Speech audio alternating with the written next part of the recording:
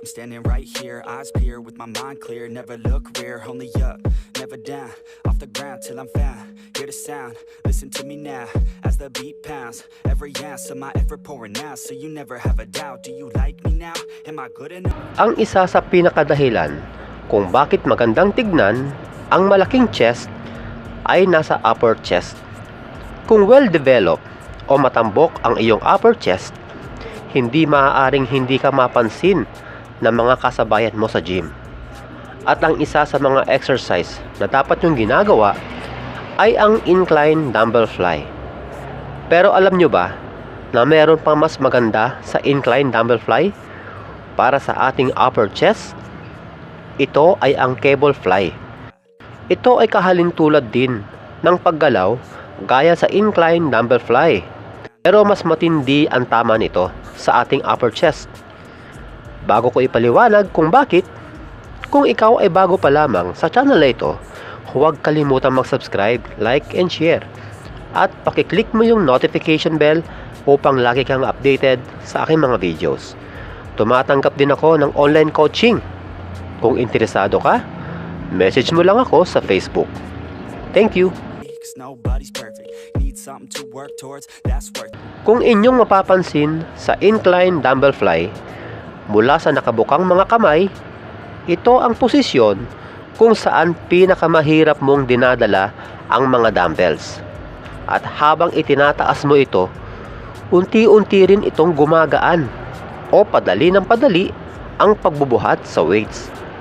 Lalo na kapag ito ay nasa end position o kung saan diretso na ang inyong mga kamay. Ito ay wala ng kahirap-hirap. Kahit nga 3 minuto pa ay kaya kong tumagal kapag ganito ang posisyon. At kapag ibababang muli ang mga dumbbells, muli, unti-unti ring bibigat ang pagdadala dito. Pero tignan nyo itong cable fly. Mula sa nakabukang kamay, dala-dala mo lahat ng bigat at habang unti-unti mo itong dinadala sa taas, walang pagbabago sa bigat. Ito ay dahil sa cable at ang pinagmumula ng bigat nito ay nasa gilid at malayo sa ating katawan. Kahit pa nga nasa end position na ang iyong mga kamay, ay sobrang hirap pa rin. Ewan ko lang kung tatagal mong hawakan ng ganito kahit 5 segundo. At tiyak kung hindi mo magagawa. Ito ay dahil hinahatak ang bigat nito mula sa magkabilang gilid. One shot, that's all you got. Write your own story, you control the plot, yeah. One shot, that's all you got. Una, iset ang adjustable pulley sa tapat ng inyong tiyan o pwedeng mas mababa pa dito ng konti. That's all you got. Take it right now before you get lost, yeah. One shot. Humakbang ng dalawa, paharap. Mula sa starting position, dalhin ang mga kamay sa taas. Napabuka ang itsura ng mga kamay. At nakabaluktot ang mga siko. O hindi dapat nakalak ang mga ito. Hindi tuwid na tuwid ang mga kamay. Hindi rin dapat isagad sa pag-atras ang mga kamay. Dahil maaaring ma-injury ang inyong balikat. Kapag tumapat na sa level ng inyong likod ang mga siko, senyales na pwede mo nang dalhin sa taas ang mga kamay. Pansinin din na papunta sa taas ang direksyon ng mga kamay o sa tapat ng inyong ulo upang matarget ng gusto ang upper chest. Tiyakin din na panatilihing naka-chest out habang ginagawa ang exercise na ito.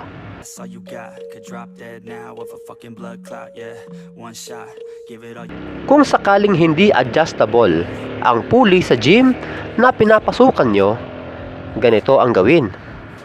Mula sa gitna, yumuko ng 80 hanggang 90 degrees.